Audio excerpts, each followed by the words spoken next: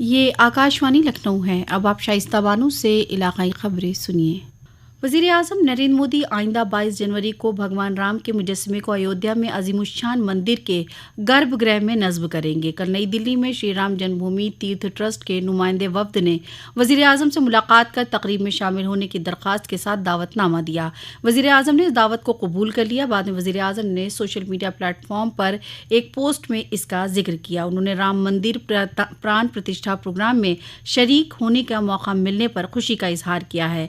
दूसरी जानिब राम मंदिर के प्राण प्रतिष्ठा प्रोग्राम की दावत को कबूल करने पर वजीर आला योगी आदित्यनाथ ने वजीर आजम नरेंद्र मोदी का शुक्रिया अदा किया है।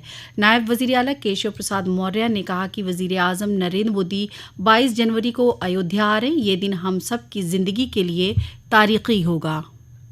माननीय प्रधानमंत्री श्री नरेंद्र मोदी जी श्री राम जन्मभूमि तीर्थ क्षेत्र ट्रस्ट के आमंत्रण पर 22 जनवरी 2024 को रामलला हम आएंगे, मंदिर भव्य बनाएंगे, तारीख भी बता रहे हैं। यह सुन करके एक राम भक्त के रूप में, श्री राम जन्मभूमि आंदोलन के एक सिपाही के रूप में मेरे लिए भी बहुत गौरव का क्षण है और कोटि कोटि राम भक्तों के लिए भी 22 जनवरी की तिथि गौरव की तिथि हो जाएगी, गर्व की तिथि हो जाएगी। और देश के माननीय प्रधानमंत्री जी ने जो अपनी सहमति दी है, जो आने का कार्यक्रम बनाए हैं, यह निश्चित तौर से हर व्यक्ति को, हर राम भक्तों को उत्साहित करने वाला है।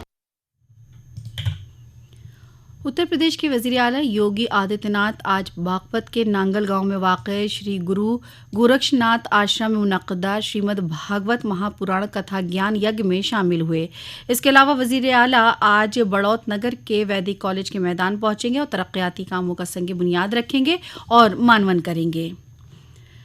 वज़ीर आज़म नरेंद्र मोदी के कल चित्रकूट दौरे के मद्देनज़र उत्तर प्रदेश और मध्य प्रदेश के सरहदी अजला के अफसरान ने तैयारियां तेज कर दी हैं।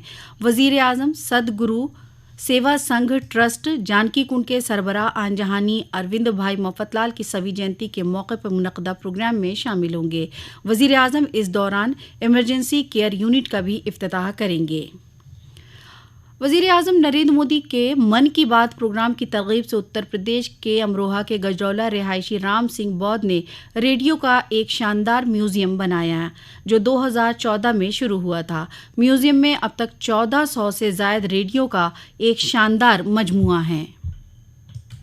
3 इंच छोटा मुट्ठी में समाने वाला रेडियो हो या 1 मीटर लंबा जंबो आकार का अलमारी में भी ना आने वाला रेडियो सेट, दुनिया भर में मौजूद तमाम डिजाइन और आकार के 1400 से ज्यादा रेडियो सेट मौजूद हैं अमरोहा के गजरौला में मौजूद राम सिंह बौद्ध के मन की बात रेडियो म्यूजियम में। रेडियो प्रेमी राम सिंह ने प्रधानमंत्री नरेंद्र मोदी के मन की बात कार्यक्रम से प्रेरणा ली और उनका यह खास रेडियो म्यूजियम अक्टूबर 2014 में उसी दिन शुरू हुआ जब पहला मन की बात एपिसोड प्रसारित हुआ था।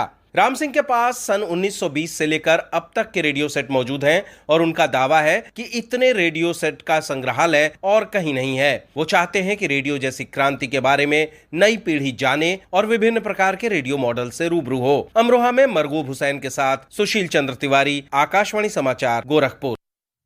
हापुड़ पे मेरी माटी मेरा देश मुहिम के तहत ब्लॉक सतह से जिला हेडक्वार्टर पर अक्षत और मिट्टी के कलश जिला हेडक्वार्टर पर पहुंचाया गया। प्रोग्राम का इफ्तिताह वजीर मुमलिकत बराए सड़क व नकलो हमल जनरल वी.के. सिंह ने किया।